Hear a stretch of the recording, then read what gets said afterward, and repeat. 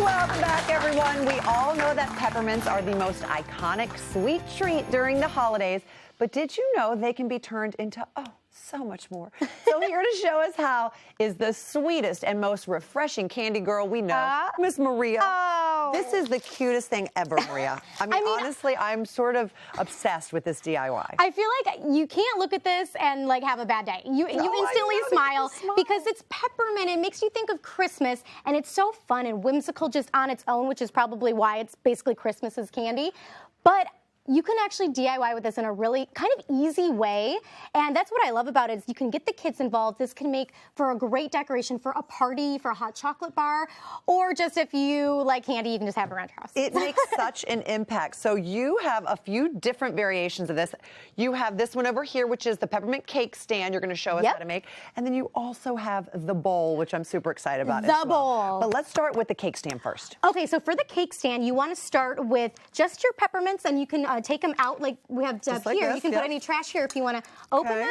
And this is where I enlisted the help of my son Grant. He had so much fun doing this part. Okay, and as you do that, I want to show you.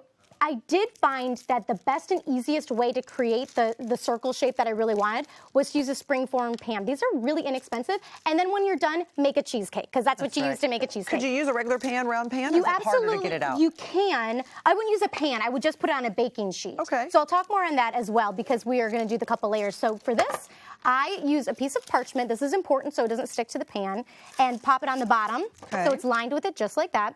Okay, so now what we do, Deb, start with putting the peppermints in, doing circles around the outside. And you need to be very purposeful with this, because when you're doing it, you want to make sure you line the entire outside and then work your way in. And that's how you know. And it's like the perfect sort of structure for our candies. So then what you do is you just pop this in the oven at 350 degrees for about 10 minutes. Make sure you're using an oven thermometer so you know that your temperature is correct in your oven, because I did 375 and it didn't go well. Oh, really? Debbie. What happened? Does it burn? So let me show you. Because I had it in the springform pan, it didn't go everywhere. If you had it on a baking sheet, it would. But what happens is it gets all these like little holes in it, and you can see it just doesn't look as pretty, and it kind of almost like, I hate to say like goes bad, but it doesn't. You can't even really fix it from the outside. So, but when it gets those holes, you know you've overcooked exactly. it. So what I would recommend is watching it, and then when you're watching it, it happens quickly. So I would say 8 to 10 minutes, but for me it generally took about 10. And this is what it looks like. Isn't that fun? When you take it out, do you have to let it sit and cool for a second? Because I imagine it's still soft. It's absolutely soft, and it's still hot. So you want to let it cool, and then you take it off. And in order to make it there you go. An actual, see there you go. Oh my gosh, Debbie, in real time, look at that. See? You pop it in, it's ready to go. Okay, so now I'm doing I'm making it into the little cake stand. And what are these? These are just little candle holders. You get these at the craft supply store. And so what I do is I put the hot glue on there, but hot glue is hot. So we want to give it a little bit of a beat to cool so we don't melt our candy. And after that, as you can see, it's ready to go. Now, we were talking earlier, I thought I had a real clever idea, because obviously when you put the hot glue on this is not edible anymore. I guess the outside would still be edible, just not the inside. But I said to Maria, what if we use like sugar water or something to stick it, and then the whole thing would be edible? And she said, no, you're wrong. The thing about it, if you do a sugar water, I would say the thing about the sugar water is that it kind of starts to disintegrate the sugar, and it becomes sort of like gummy, and it's something that you probably wouldn't be able to.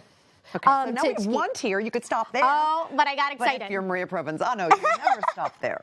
No, so what I'm doing here is I found this little thing at the craft supply store to give it another element of height. You've really taken it to the next level, Maria. You know, I try, Debbie. I try.